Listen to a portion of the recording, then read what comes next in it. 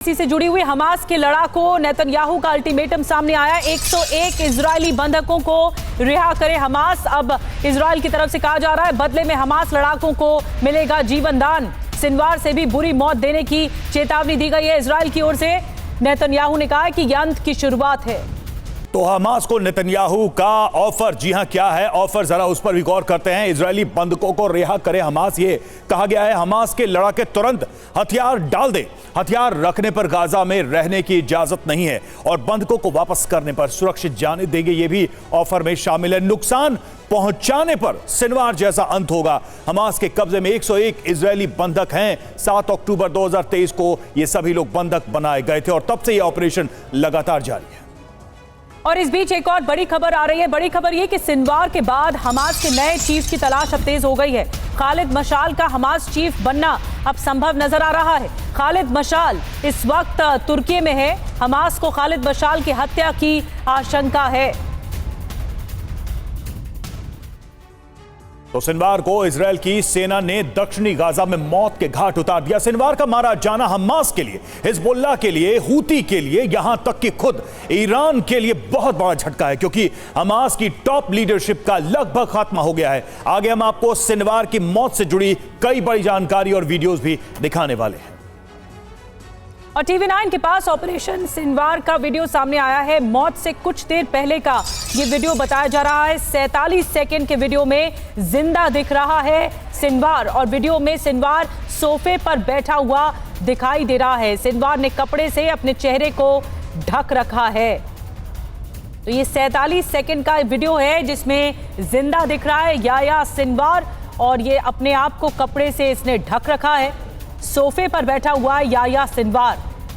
ये मौत से ठीक पहले का वीडियो है और उसके बाद उसका खात्मा हो जाता है। इजराइल ने चुन चुन कर मारा अपने दुश्मनों को और इसमें याह्या सिनवार का नाम भी शामिल था। मोस्ट वांटेड की लिस्ट में याह्या सिनवार मौजूद था जिसने अटैक किया था 7 अक्टूबर को और उसके 1 साल होने के बाद इजराइल ने वो बदला पूरा किया याह्या सिनवार की मौत के बाद। जिस तरह से आप तस्वीरें देख रहे हैं इसमें सोफे पर बैठा हुआ दिख रहा है और अपना मुंह उसने ढक रखा है याह्या सिनवार। और आज हम आपको सिनवार के मौत के बाद की तस्वीर और वीडियो भी दिखाएंगे, लेकिन इससे पहले एक्सक्लूसिव वीडियो से जुड़ी जानकारी दे देते हैं आपको कि कैसे आईडीएफ के जवान सिनवार की तलाश में इस मकान तक पहुंचे, कैसे उसे ट्रैक किया, ट्रेस किया, तो कैसे मारा गया सिनवार। देखिए एक एक करके जानकारी आपके सामने। बुधवार सुबह मकान में संदिग्धों के होने की आशंका हुई। मकान में जवानों की 3 लोगों की एक्टिविटी नजर आई और 2 लोग कंबल से खुद को ढककर आगे बढ़ रहे थे। आईडीएफ के जवानों ने तीनों पर गोलीबारी की और इस फायरिंग शुरू कर दी। फायरिंग होने पर 2 आतंकी एक मकान में छिप गए। याह्या सिनवार दूसरे मकान में छिपकर बैठा हुआ था। सिनवार वाले मकान पर टैंक और ग्रेनेड से हमले हुए। जख्मी याह्या सिनवार छिपकर एक कमरे में बैठ गया। ड्रोन कैमरे ने याह्या सिनवार को कमरे के अंदर ट्रैक किया। लड़ाकों ने उस जगह पर गोलीबारी करके जवाब भी दिया। बाद में मकान के मलबे के बीच सिनवार की बॉडी मिली और उसके ठीक पहले का भी वीडियो हमने आपको दिखाया है। और इस बीच TV9 के पास सिनवार की मौत के बाद की 5 तस्वीरें सामने आ चुकी हैं। मकान के मलबे में सिनवार की बॉडी दिख रही है। सिर और घुटने पर गोलियों के निशान भी दिख रहे हैं। देखिए ये वो शव है और मलबे में सिनवार का शव सामने देखा जा सकता है। सिर और घुटने पर गोलियों के निशान भी दिख रहे हैं। तो सिनवार का जब गेम ओवर हुआ उस वक्त की तस्वीरें सामने आ रही हैं। तो हमने आपको सिनवार कैसे मारा गया इसकी पूरी जानकारी, इनसाइड स्टोरी बताई, वो वीडियो भी दिखाया जिसमें सिनवार एक मकान में ट्रैप हुआ। अब आपको मकान के अंदर की 5 तस्वीरें बारी बारी से दिखाते, एक एक तस्वीर आपके सामने। तस्वीर नंबर 1, ये पहली तस्वीर आप देखिए मकान के अंदर। जब ये हमला हो गया था तब कैसे यहां पर देखिए डेड बॉडी गिरी हुई थी और वो तस्वीर यहां पर कैप्चर हुई है। सिनवार की बॉडी यहां पर नजर आई है। और तस्वीर नंबर 2 आइए आपको दिखाते हैं। तस्वीर नंबर 2 कौन सी है? देखिए ये और ज्यादा क्लोज दिखाई दे रहा है। ये जो शव है वो सिनवार का है, याह्या सिनवार का, जब पूरी तरह से घायल हो गया, चोटिल हो गया और उसके बाद उसकी मौत हो गई। ये तस्वीर है और सिर में काफी चोटें आई हैं, इसीलिए हमने आपको ये ब्लर करके तस्वीर हम आप तक पहुंचा रहे हैं। बिल्कुल, ये सिनवार की बॉडी है, ये दावा किया गया और वो तस्वीर भी सामने आई। ये तीसरी तस्वीर उसी बॉडी की जो कैप्चर की गई अलग कैमरे से। बिल्कुल यहां पर देखिए मलबे के बीच में उसकी डेड बॉडी पड़ी हुई है। आप देखिए इधर अगर नीचे आप देख पाए पूरा मलबा घिरा हुआ है। जब ये हमला हुआ, जब इस मकान पे हमला हुआ तो मलबे के नीचे ये दबा हुआ नजर आया। जब बॉडी उसकी ढूंढी गई तो मलबे के नीचे बॉडी दबी हुई नजर आई। और आइए तस्वीर नंबर 4 आपको दिखाते हैं। अब यहाँ पर पूरा मलबे का ढेर ही दिखाई दे रहा है और यहाँ पर आप जो देख रहे हैं ये पूरी तरह से इस इलाके को तहस नहस कर दिया। इजराइल ने टारगेटेड वार किया था, याह्या सिनवार को लेकर जाल बिछाया गया था और इसीलिए ये जो जब टारगेटेड वार किया, याह्या सिनवार की मौत हुई। उसके बाद जब आईडीएफ के लड़ाके हैं वहां पर पूरे स्थिति का मुआयना करते हुए थोड़ा सा और ध्यान से देखें तो याह्या सिनवार की बॉडी है और उसके चारों तरफ आईडीएफ के जवान यहां पर खड़े हैं, यानी मलबे के ऊपर खड़े हैं और यहां याह्या सिनवार की ये तस्वीर नजर आ रही है बॉडी की, जिसको उठाने निकालने से पहले की ये तस्वीर है। तो जवान वहां पर खड़े और ये 5वीं तस्वीर देखिए। अब जो पहली तस्वीर आपने देखी उसके ठीक बाद की ये तस्वीर नजर आ रही है कि उस बॉडी को आईडीएफ के जवानों ने निकाला है और उसको स्ट्रेचर पर उठाकर ले जाते नजर आए, यानी कि बॉडी भी रिकवर की। इस ऑपरेशन को अंजाम दिया और उसकी डेड बॉडी को भी रिकवर किया आईडीएफ के जवानों ने। और एक और बड़ी खबर है, इस बीच आपको बता दें सिनवार की बॉडी का वीडियो भी सामने आया है। आईडीएफ ने सिनवार की बॉडी का वीडियो जारी किया है। आईडीएफ ने 2 मिनट का वीडियो फुटेज जारी किया है और मलबे का ढेर दिखाई दे रहा है। मलबे के ढेर में सिनवार की बॉडी नजर आ रही है। सिनवार की बॉडी के चारों तरफ आईडीएफ के जवान भी दिख रहे हैं। जब इसका खात्मा किया गया उसके बाद ये शव नजर आया है याह्या सिनवार का।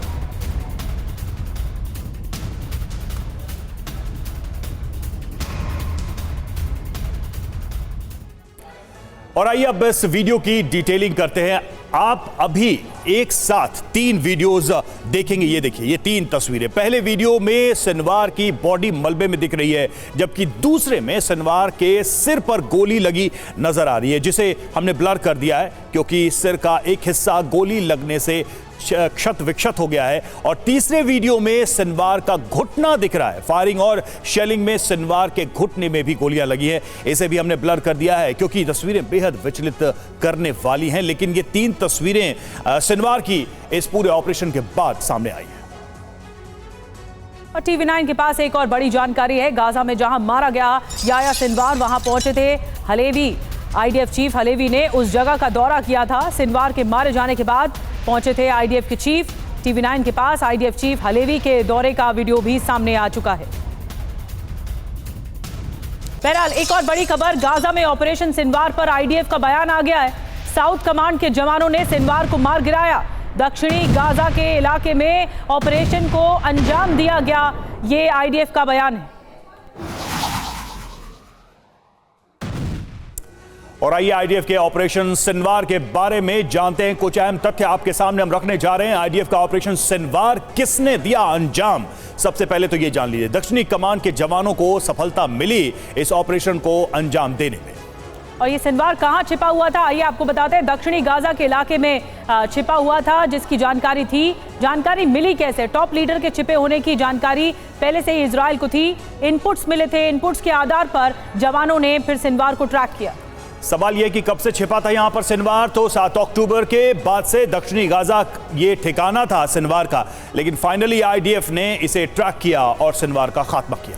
और सिनवार की मौत के साथ ही हमास की टॉप लीडरशिप है उसका सफाया हो गया है, उसका खात्मा हो गया है। आइए देखते हैं कि कब, कौन और कहां मारा गया है, क्या क्या इजराइल ने टारगेट किया है, कहां कहां लीडरशिप को खत्म किया है। टॉप लीडरशिप समाप्त हो गई है।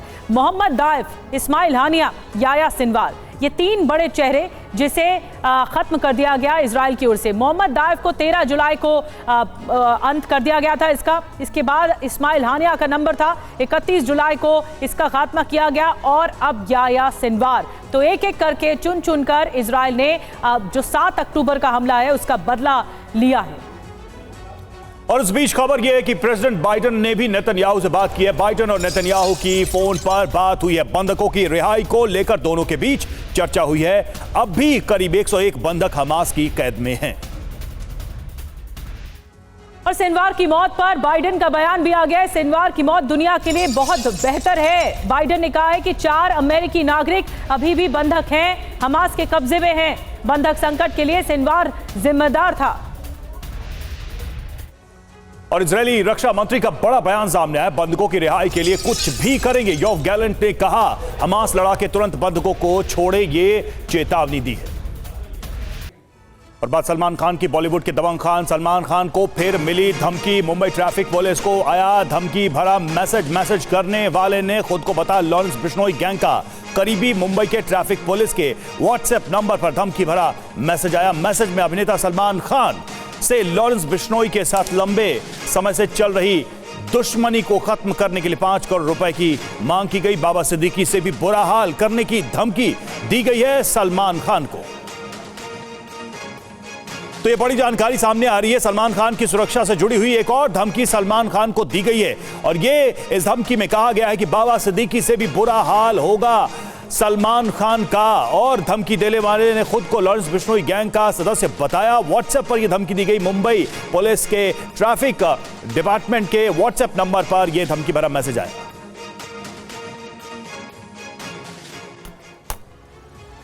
और मुंबई में सलमान खान के घर की सुरक्षा बढ़ा दी गई है। मुंबई पुलिस के जवानों की संख्या भी बढ़ गई है। ताजा धमकी को देखते हुए और जवान तैनात कर दिए गए। सलमान खान के घर के बाहर पनवेल फार्म हाउस की भी सुरक्षा बढ़ा दी गई। तो सलमान खान के घर के बाहर की सुरक्षा आप देख रहे हैं। गैलेक्सी अपार्टमेंट के घर के बाहर की सुरक्षा है जहां पर बढ़ाई गई है पुलिस की ओर से। जो फार्म हाउस है पनवेल वाला सलमान खान का, उस फार्म हाउस की भी सुरक्षा बढ़ाई गई है। सीसीटीवी से निगरानी रखी जा रही है और सुरक्षा बलों को भी बढ़ाया गया है।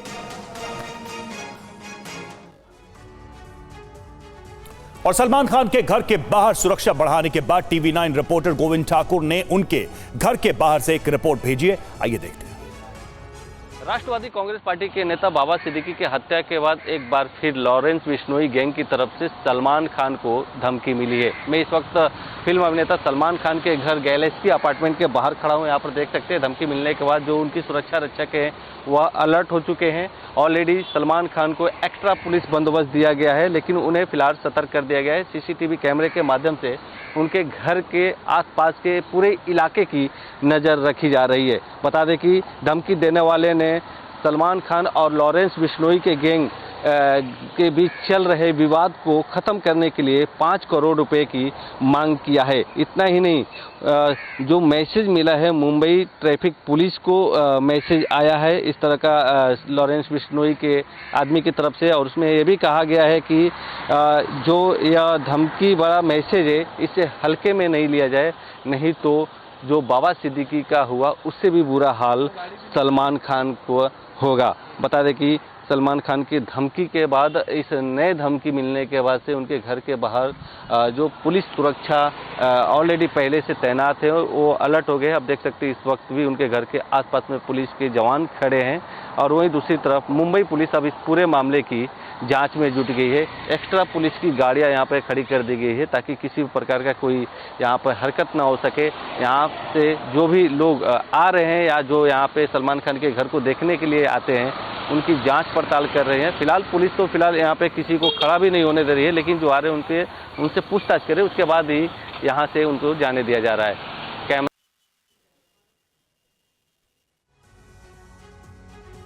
तो सलमान खान को एक बार फिर से धमकी मिली है और इस बार इस धमकी में एक खास बात यह है कि इसमें 5 करोड़ की फिरौती भी मांगी गई है।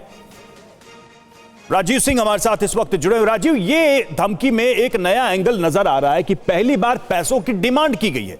इसके पहले हमने देखा सलमान खान के घर के पास फायरिंग, रेकी और थ्रेट की बात तो थी, लेकिन पहली बार पैसों की डिमांड नजर आ रही है। और क्या जानकारी मिल रही है और क्या कंटेंट है उस धमकी में, क्या लिखा गया उस धमकी में? देखिए, जो पैटर्न है ट्रैफिक पुलिस के कंट्रोल रूम के व्हाट्सएप पे जो मैसेज आया है, इसके पहले पिछले 1.5-2 साल में अलग अलग तरह की धमकियां ट्रैफिक पुलिस के कंट्रोल रूम को आ चुकी है। और जब उनकी इंक्वायरी की गई, केस रजिस्टर्ड किया गया, तो पता चला कि बहुत ज्यादा सीरियस नहीं, लोगों ने शरारत करने के लिए इस तरह के थ्रेट्स दिए थे। अगर स्पेसिफिक सलमान खान केस की बात करें तो पुलिस शुरुआती तौर पर यही मानकर चल रही है कि संभवतः ये किसी की शरारत है बिश्नोई गैंग का नाम लेकर, लेकिन मामले को डिनाई नहीं किया जा सकता, उसे नकारा नहीं जा सकता। इसलिए पुलिस इस पूरे मामले में इन्वेस्टिगेशन पुलिस ने शुरू किया है। इस पूरे मामले में FIR भी दर्ज की जा रही है ताकि जिस शख्स ने ये मैसेज किया है उसको ट्रेस करके उसको गिरफ्तार किया जाए। रही बात सलमान की सिक्योरिटी की, जब सलमान खान के घर पर फायरिंग हुई थी उसके बाद ही उनके घर के बाहर, गैलेक्सी अपार्टमेंट के बाहर 2 अस्थायी स्ट्रक्चर बना दिए गए थे रोड के दोनों तरफ, और वहां पर पुलिस हमेशा डिप्लॉय रहती है, हथियारबंद तरीके से पुलिस की वैन खड़ी रहती है, और जो प्रीमाइसेस है सोसाइटी के गैलेक्सी अपार्टमेंट का अंदर भी रहती है, साथ साथ में उनके प्राइवेट सिक्योरिटी गार्ड भी रहते हैं। तो सलमान खान के घर के बाहर हुई फायरिंग के बाद ही सिक्योरिटी प्रोटेक्शन डिपार्टमेंट की तरफ से बढ़ाई गई है। लोकल जो बांद्रा पुलिस है उनकी पेट्रोलिंग वैन खड़ी रहती है। फिलहाल सलमान खान से जुड़े किसी भी विषय को लेकर पुलिस बेहद संजीदा रहती है, क्योंकि लगातार उनको थ्रेट मिलता रहा है, उनके घर पर अटैक भी किया गया है। इसलिए पुलिस इस पूरे केस को भी इन्वेस्टिगेशन की जो प्रक्रिया है उसको शुरू कर चुकी है। FIR दर्ज करने का प्रोसेस चल रहा है। शुक्रिया राजीव आपका इस अपडेट के लिए, इस जानकारी के लिए। और एक और बड़ी खबर, ईडी की एक्ट्रेस तमन्ना भाटिया से पूछताछ। गुवाहाटी के ईडी दफ्तर में तमन्ना से पूछताछ। दरअसल HPZ ऐप घोटाले में गुवाहाटी में पूछताछ, और आरोपी के तौर पर तमन्ना से पूछताछ नहीं हो रही है। महादेव बैटिंग ऐप में IPL देखने के लिए जो प्रमोट किया गया था तमन्ना भाटिया की तरफ से, ये प्रमोशन को लेकर सवाल जवाब किए गए हैं। तो ये महत्वपूर्ण खबर है। आरोपी के तौर पर तमन्ना से कोई पूछताछ नहीं हुई है, लेकिन प्रमोट करने को लेकर, इस बैटिंग ऐप को प्रमोट करने को लेकर, IPL देखने के लिए प्रमोट करने को लेकर सवाल जवाब किए गए हैं। गुवाहाटी के ईडी दफ्तर में तमन्ना से पूछताछ और इसी को लेकर सवाल जवाब किए गए हैं।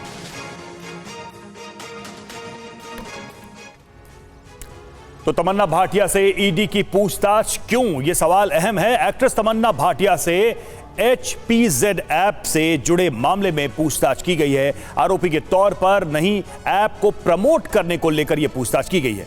तमन्ना को HPZ ऐप में IPL देखने के लिए प्रमोट किया था, और गुवाहाटी के ईडी दफ्तर में तमन्ना भाटिया से पूछताछ हुई। 57,000 लगाने पर रोजाना 4,000 देने के नाम पर ठगी की गई। ईडी ने अब तक 497.20 करोड़ की संपत्ति जब्त की है। और इस बीच एक और बड़ी खबर, कोरियोग्राफर रेमो डिसूजा के खिलाफ केस दर्ज हुआ है।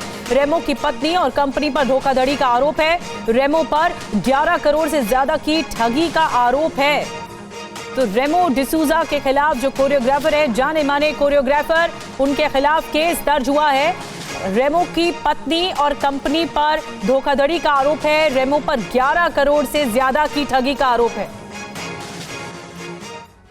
तो रेमो डिसूजा के खिलाफ क्या है मामला, इस पर भी नजर डालते हैं। रेमो डिसूजा, उनकी पत्नी, कंपनी सहित 8 के खिलाफ केस दर्ज किया गया है। कोरियोग्राफर रेमो पर डांस ग्रुप के साथ धोखाधड़ी की शिकायत की गई है। 11 करोड़ 96,10,000 की धोखाधड़ी का यह मामला दर्ज किया गया। बॉम्बे हाई कोर्ट के आदेश पर मीरा रोड पुलिस को जांच के आदेश दिए गए। डांस ग्रुप ने पुलिस के एक्शन न लेने पर दायर की है ये याचिका। और एक और बड़ी खबर, बहराइच हिंसा में मृतक की पत्नी रोली मिश्रा का बयान सामने आया है। आरोपियों के एनकाउंटर के बाद पहला बयान है। पुलिस प्रशासन से न्याय की मांग की, प्रशासन पर घूस लेने का आरोप लगाया। आरोपियों को मारकर इंसाफ देने की मांग की गई है। चलिए अब आपको सुनाते हैं एनकाउंटर पर रामगोपाल मिश्रा की पत्नी का बयान, जो सोशल मीडिया पर इस वक्त वायरल है। रामगोपाल मिश्रा की बहराइच हिंसा में मौत हो चुकी है, और जो आरोपियों का एनकाउंटर हुआ उसको लेकर पत्नी ने क्या कुछ कहा है, सुनवाते हैं आपको। मैं हूँ रोली मिश्रा, रामगोपाल की पत्नी, जिनकी आज से 4 दिन पहले हत्या हुई है।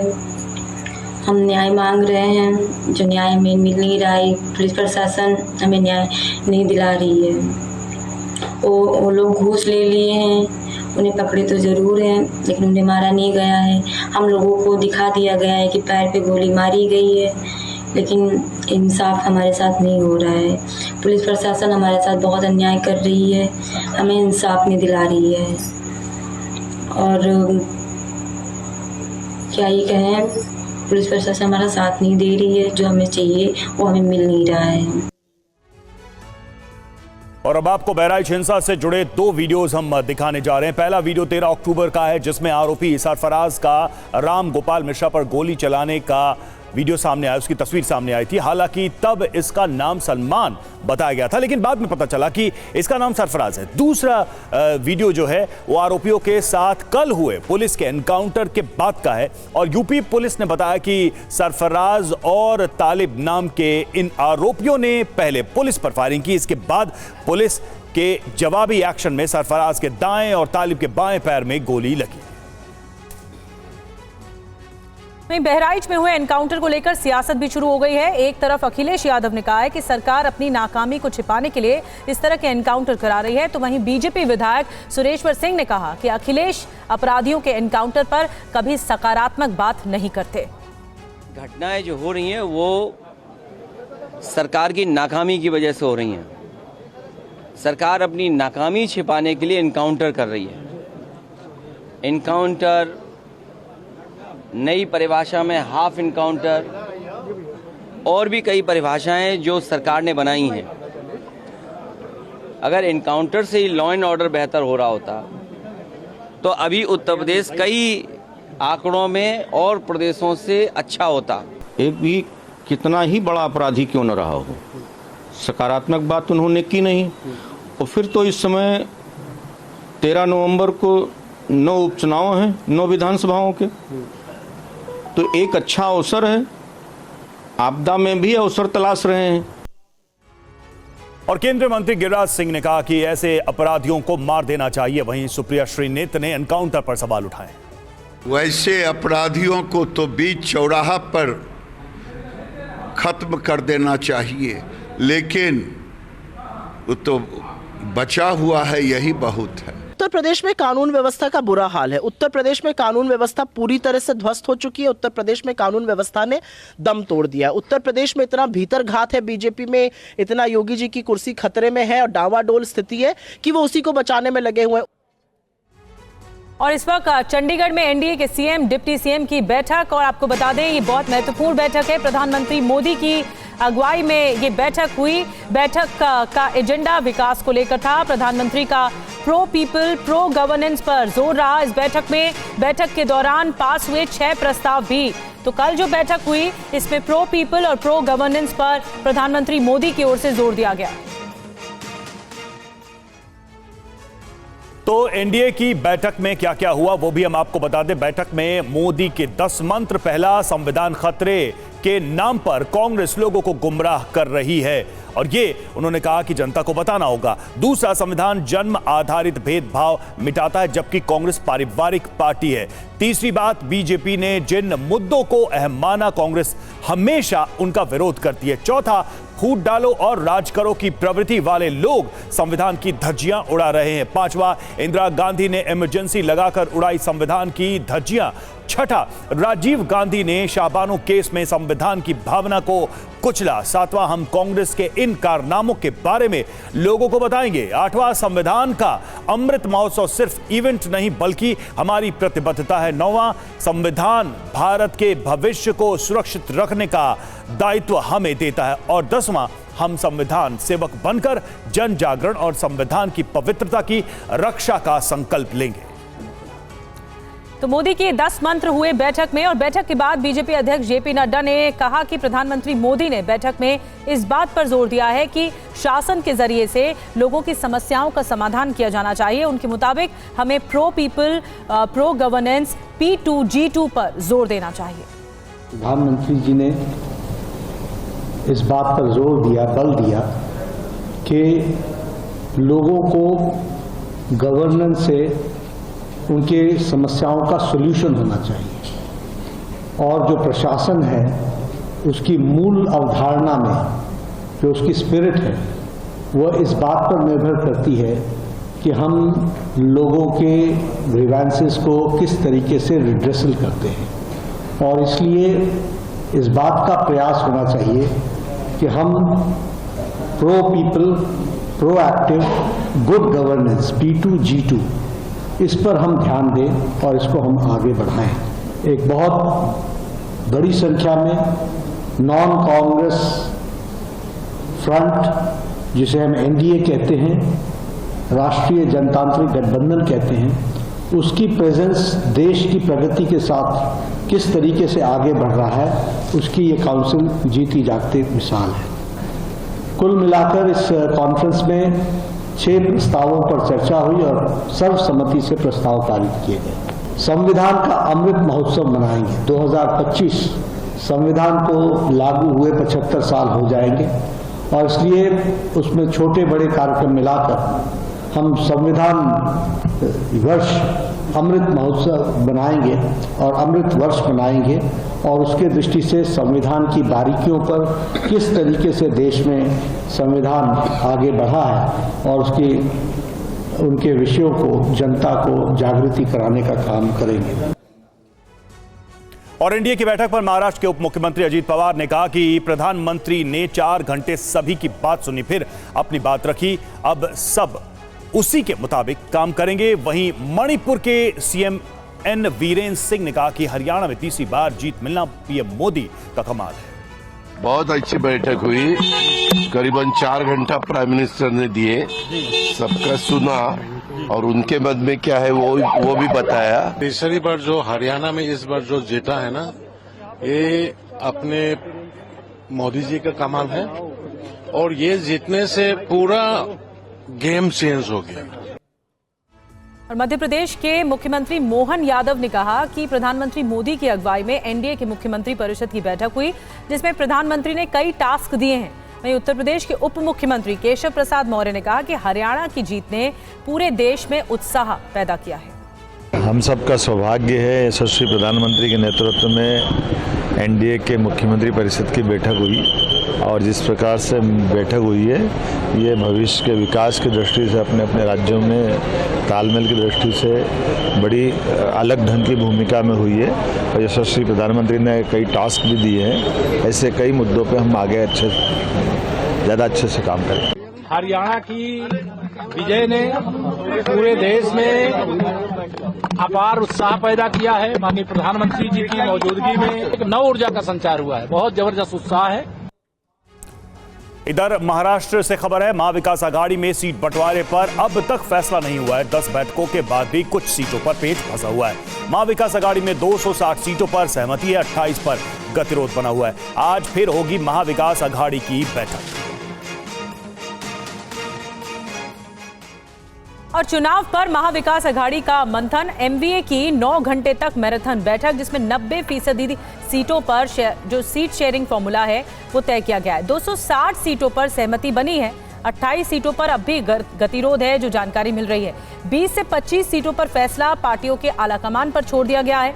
उद्धव ठाकरे, शरद पवार और मल्लिकार्जुन खड़गे इस पर फैसला लेंगे। 1-2 दिन में उम्मीदवारों के या प्रत्याशियों की लिस्ट जारी की जा सकती है, महाविकास आघाड़ी की तरफ से जो सूत्र बता रहे हैं। महाविकास आघाड़ी की बैठक के बाद महाराष्ट्र कांग्रेस के अध्यक्ष नाना पटोले ने कहा कि जल्द ही सीटों पर फैसला लिया जाएगा, जबकि एनसीपी शरद गुट के नेता अनिल देशमुख ने कहा बहुत जल्द महाविकास आघाड़ी के सीट बंटवारे के समझौते को अंतिम रूप दिया जाएगा। 288 जगह में से अगर 260 जगह अगर एक साथ हम मिलकर डिसाइड कर सकते, थोड़ी सी जगह रहती है, सब लोग अपने अपने ताकत वो हमारी एरिया में तो वैसी जगह है, तो इसलिए हमने आज डिसीजन लिया कि हाईकमांड के पास भेज के उसमें वो डिस्कशन हो। बैठक में कांग्रेस, राष्ट्रवादी, शिवसेना इनकी आज बैठक हुई और बहुत जल्दी हमारे जो मित्र पक्ष है उनको भी हम साथ में लेके बैठने वाले हैं। अच्छी तरीके से चर्चा हुई, काफी मतदार संघ के बारे में फैसले हुए, कुछ मतदार संघ अभी भी बाकी है, उसके बारे में फिर से चर्चा होंगी।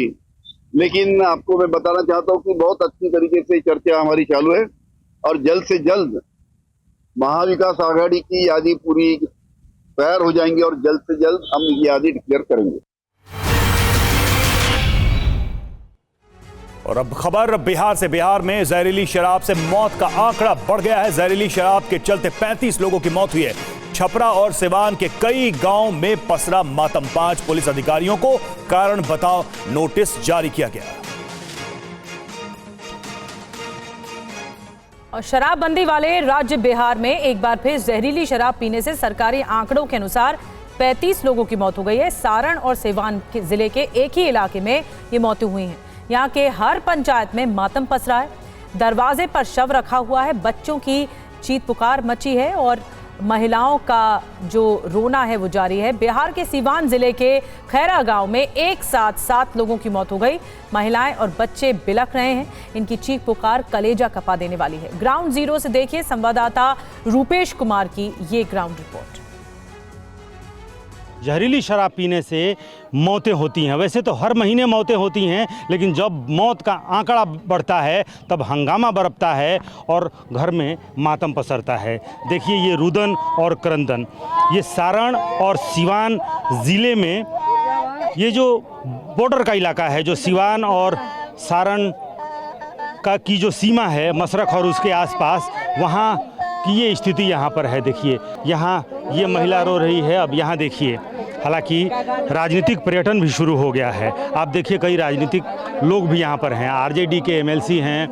बच्चों को देखिए, बच्चों के आंखों को देखिए, रोते नहीं थक रहे हैं। उन सामने उन बच्चों को देखिए 100 के पास जाने वाला तो चला गया, लेकिन देखिए पापा हो पापा करके किसी भी व्यक्ति का कलेजा चाक हो जाए, पाषाण हृदय व्यक्ति भी हो तो इन बच्चों का रुदन और क्रंदन और ये चित्कार सुनकर महिलाएं चित्कार कर रही हैं। और ये जो छोटे छोटे बच्चे हैं, पिताजी इस दुनिया से गुजर गए, बच्चों के आंखों को देखिए। कुछ बच्चे तो इतने अबोध हैं जिन्हें ये पता भी नहीं चल रहा है कि उनके पिताश्री को हुआ क्या है, क्यों वो सोए हैं, क्यों वो उठ नहीं रहे हैं, बार बार उठाने के बावजूद वो जग क्यों नहीं रहे हैं।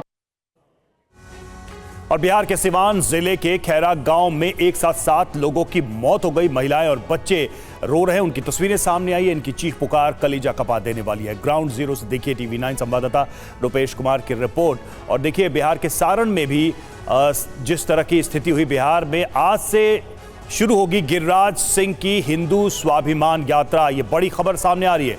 भागलपुर से शुरू होकर किशनगंज में खत्म होगी और हिंदुओं को एक करना मेरा लक्ष्य है, ये गिरिराज सिंह ने कहा। तेजस्वी का हमला कहा, बिहार बुद्ध की धरती, दंगा करने वालों को जनता माफ नहीं करेगी। ये यात्रा गैर राजनीतिक यात्रा है। मैं गिरिराज हिंदू बन के जा रहा हूँ। स्वामी दीपांकर जी के नेतृत्व में, ना इसमें बीजेपी से कोई लेना देना, ना इसे जदयू से कोई लेना देना, ना इसे एनडीए से कोई लेना देना। बिहार जो है बुद्ध की धरती है, अमन चैन की धरती है। यहाँ अगर कोई दंगा फसाद कराने का प्रयास करेगा तो बिहार की जनता उसको बख्शेगी नहीं और राष्ट्रीय जनता दल चुप होने वाला नहीं है। करारा जवाब मिलेगा। और दिल्ली से इस वक्त एक बड़ी खबर है। प्रदूषण को लेकर इमरजेंसी बैठक। दिल्ली सरकार ने अधिकारियों की मीटिंग बुलाई है। कई जगह खतरनाक स्तर पर इस वक्त प्रदूषण का स्तर पहुंच चुका है। 13 हॉटस्पॉट के लिए अब विशेष अभियान सरकार की ओर से चलाया जाएगा। एक्शन प्लान के लिए आज दिल्ली सरकार ने बैठक बुलाई है कि निपटना कैसे प्रदूषण से। दिवाली से पहले ही इतना ज्यादा प्रदूषण हो रहा है। कई इलाकों में दिल्ली के खतरनाक स्तर पर प्रदूषण पहुंच चुका है।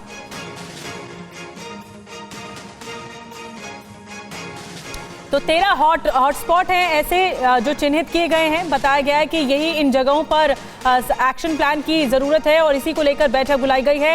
एक्शन प्लान बनाया जाएगा। इमरजेंसी बैठक है या आपातकालीन बैठक बुलाई गई है, जिसमें ये फैसला लिया जाएगा कि आगे कैसे दिल्ली की हवा को जो प्रदूषित हो चुकी है उसको साफ करना है। उसको लेकर क्या कुछ तैयारी है दिल्ली सरकार की, क्योंकि दिवाली से पहले ही ये प्रदूषण का स्तर कई जगहों पर सामने आया है।